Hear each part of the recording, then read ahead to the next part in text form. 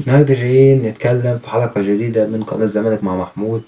نتكلم عن ماتش نهائي الكونفدرالية اللي هيكون طبعا في الجزائر. المباراة الصعبة، المباراة اللي لازم تتفوق فيها أو مش لازم تتفوق فيها، المهم تطلع بنتيجة إيجابية تخليك ترجع هنا في مصر تلعب مستريح وسط جمهورك وتقدر تكسب البطولة بكل أريحية. مهمة الدوري خلصنا منها، اركنها على جنب. قاعد لك ماتش بتاع السيراميكا مش هنحكي فيه دلوقتي لأنه مش وقته تماما. هنحكي في الماتشين المهمين اللي احنا جايين عليهم.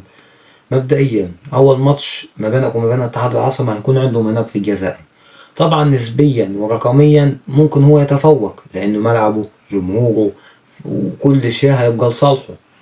بس انت لو قدرت تطلع بنتيجة إيجابية عنده يبقى حاجة كويسة بالنسبة لك. أو سواء لو اتغلبت تتغلب بنتيجة تكون يعني مش رقم كبير، مش سكور مثلا، مش 2-0 مش 3-0. فانت حاول على قد ما تقدر ان انت تطلع بنتيجة كويسة. ليه؟ لأن ده هيفرق معاك لما تيجي تلعب هنا في مصر. طبعا مباراتنا في مصر هيكون في جمهور وهيكون في دعم وهيكون في كل حاجة هتبقى مهيئة ليك انت. انت كلاعب زملكاوي هتكون مهيئة لك كل الحياة، الملعب لصالحك، الجمهور لصالحك، كل اللعيبة تبقى واخدة الثقة، تبقى واخدة الدفعة لأن بتلعب وسط أرضك. فالماتش يمشي ازاي؟ مبدئيا أنا عايز أنزل ألعب على التحولات، ده بشكل أساسي. ألعب على التحولات. قصة بزيارة لسه ما مفيش قرار رسمي طلع ان هو هيلعب ولا مش هيلعب، ولكن اعتقد ان هو سافر مع الفريق. بس حتة ان هو يتحط في القايمة او ما يتحطش او هيلعب او مش هيلعب لسه محدش طلع قرار اساسي ورئيسي على ان هو يلعب.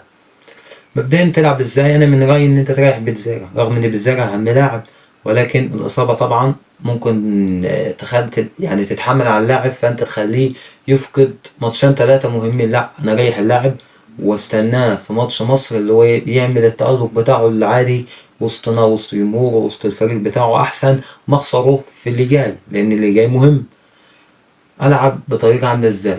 انا مبدئيا العب بتشكيلتي العادية اللي بلعب بيها على طول. العب بالمهدي سليمان، اتنين سيرد باكات، حسام عبد المجيد ومحمد اسماعيل. مش عايز تغيير، ما تحطش حتة محمد اسماعيل ان باك يمين، مش عايز اشوفها تاني، انا مش حابب الموضوع ده اساسا.